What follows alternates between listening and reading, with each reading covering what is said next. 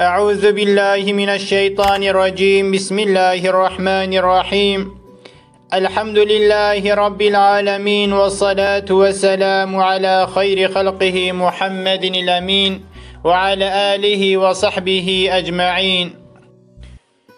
قالي خشك براين هجا أما إيرود صحبة خدا بحثا روجي قرتنا شش روجي مها شوالي بآوايا كدي أما بحثا ششك مها شوالي بكن دصال ناميا هجري دا جوي مها قدبي مها رمضان رتي جيرتي قوتن مها شوالي روجي قرتنا دوي مهدا سنتا خيرا وزحفا پیغمبر خدا عليه الصلاة والسلام توصیه لمکریه گمروف شش روزه جوی مها شوال روجی بگیره.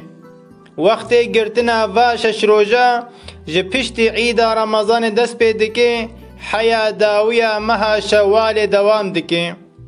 مروف کاری و شش روزه لپای هف روجی بگیره و مروف کاری نابره بخی نابینا و شش روزه دا و مروف نلپای هفدوجی بگیره.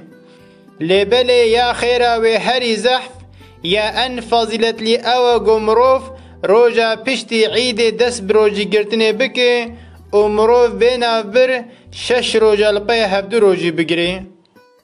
در حق خیر و فضیلت روژی گرتنا ششک مها شوال دا پیغمبر خدا علیه الصلاة والسلام وهاد بیجه من صام رمضان ثم اتبعه ستا من شوال كان كصيام الدهر.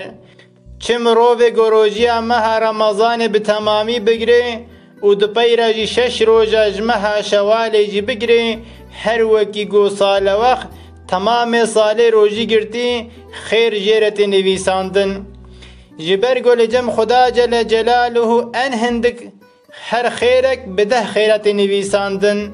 روزی گرتنا مها رمضان بده مها و شش روز مها شوال جی بدمها تی حسباندن. تفدا دبی بامبری 12 مها یعنی بامبری سالک گمرو روزی بگیری تی حسباندن. ده حدیث جدید پیغمبر خدا علیه الصلاة والسلام وحد بیجه من صام رمضان و اتبعه ستا من شوال خرج من ذنوبه كيوم ولدته امه.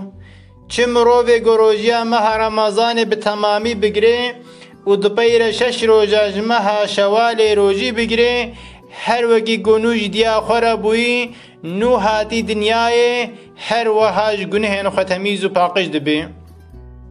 خدا جل جلاله روزی و طاعت و عبادت مجمع قبول بکه ما و زاروک ما و امت اسلام اجتواهی مصیبت و فتنه و نخوشی محافظه بکه و بپارز آمین.